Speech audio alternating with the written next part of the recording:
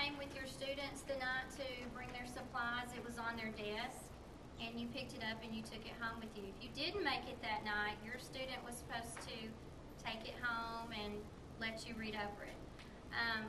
There's a minor offense and there's a spot that's a major offense.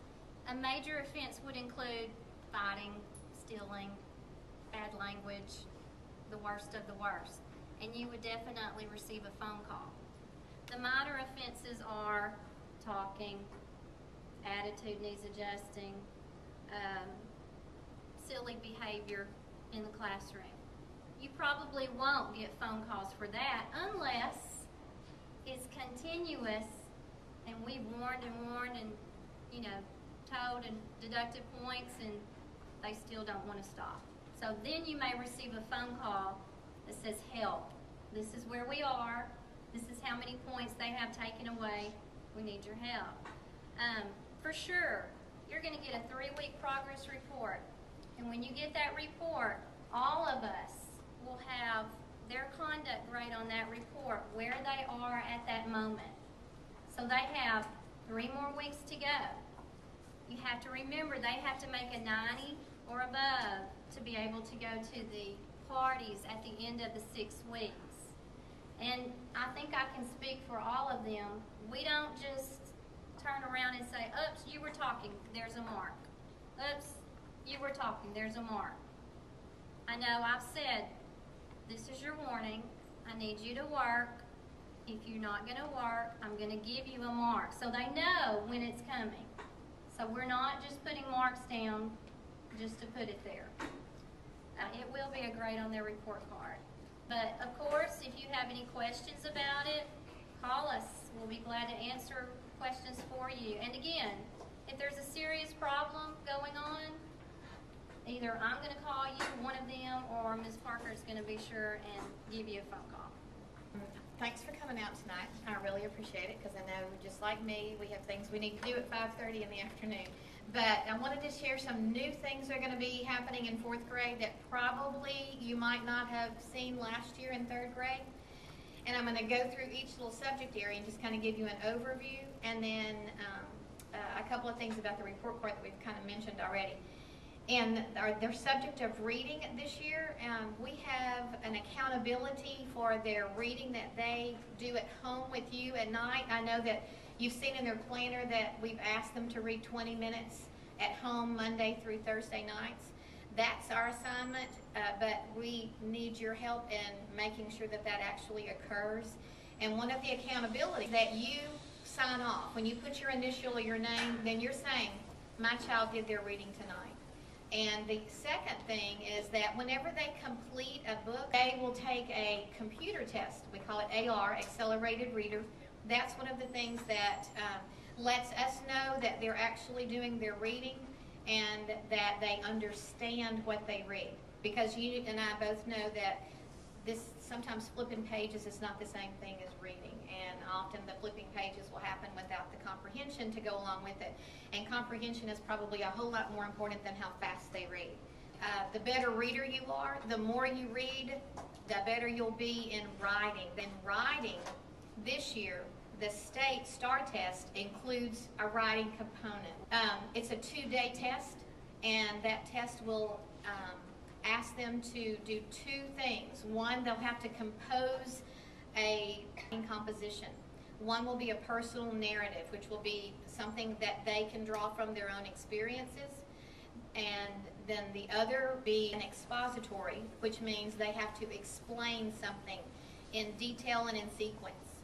Your 9 and 10-year-old will be asked to show how they compose a story, and it needs to be understandable, it needs to be in sequence, it needs to contain vocabulary appropriate for a 4th grade, spelling appropriate for a 4th grade, punctuation and capitalization grammar rules appropriate for 4th graders.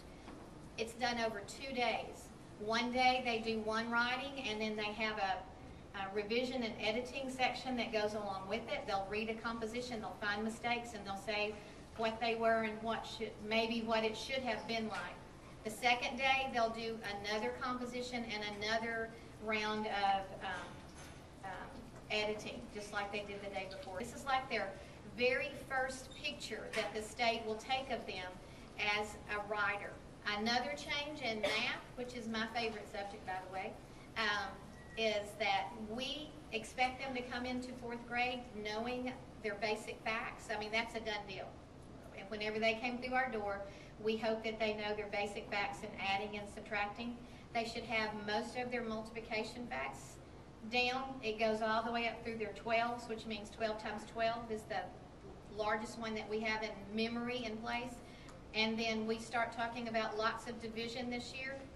Our division includes that good old-fashioned long division that you did whenever you were, that hasn't changed a bit. It's still done the same way. You still have long division in fourth grade. We have double-digit multiplication this year, not just basic facts, not just 8 times 4, but 24 times 33. So to be able to do that, we've got some basics that we have to have in place. Having those memorized is the best thing you can do to help your child in math. Work on that continuously, because that is the backbone of what we do. In addition, in fourth grade, they're introduced to fraction and decimals, the decimal systems. We go into reading and writing and putting them in order and comparing them. We do metric and standard measurement, time and volume and space. We do a lot of work on both standard, what we use here in the United States, and the metric system, which the whole world uses. We've got to become familiar with that because, you know, we're worldwide learners now. You can reach anybody, anywhere, in just a click of a button. So we've got to learn that vocabulary and how to use that information. And in reading, we've talked about that a little bit. They've got to become very independent readers. We don't need to be able to stay on the back of them all the time to make sure that they're reading. They've got to take some responsibility of their own reading. They should be able to read for 20 minutes at home easily in one sustained period and not jump up and do all kinds of other things and not have the television on and play a computer game or things like that. Silent, sustained reading is what they've got to build up to. Because whenever we read in the classroom, sometimes we ask them to do that very thing, and we've got to be able to have your support. So try to build that time up and give them a quiet opportunity at home to read, and make sure they're doing it. I've had 2 kids, I know they go in and they close their door and they come out and say, I read. And not always they have. So do something for that accountability at home as well, and make sure that they're doing what they say. We'll know. I mean, we'll know by their writing how well they're reading. We'll know on those accountability tests that they take on AR, did they really read that book? Well, if they made a 20 on it, I'm going to question if they really read that book. And also, we've already gone through the process of determining their reading level to make sure that they're checking out books that are not too difficult for them. And when they bring home a chapter book that looks like this, and you know that they don't have the stamina to read a chapter book in a week or 2, then you need to tell them to take it back and get another one. Because when I see it and I know that that's not what they're supposed to be reading, that's what I'm going to tell them to do too. Make sure you get a book that you want to read, that's interesting, but don't put so much pressure on yourself that you can't finish a book like that either. So work with us and help them be responsible for their own reading.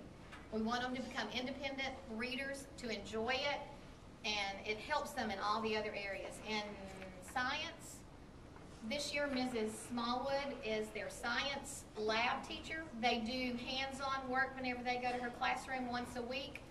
Then she gives an assignment, a written assignment, that we then work on in our classroom, and to make sure that they complete it. You might see that come home if they don't have time to finish it in the classroom. For whatever reason, they're usually given enough time, but if they don't, then they are allowed to bring it home and finish it and bring it back to school by the next week. So they have a whole week to complete a science assignment. Same thing with social studies. And Mrs. Hunter is a social studies teacher. She will introduce a lesson, a concept in social studies, which is Texas history. This year, it's a lot of fun. We have an interesting history. They like that class. Then she will give an assignment that's not due until the following week. Before they come back to her class, it needs to be finished. So in the classroom, they're given time to work on it. If they don't complete it before they return to that teacher's class, they should bring it home. If you see it come home, then you know that it hasn't been completed in class. Please make sure and encourage them to get it back on time before they go back the next week, because then they'll get another assignment. Then they'll have 2 they'll be behind. And you don't want to get behind.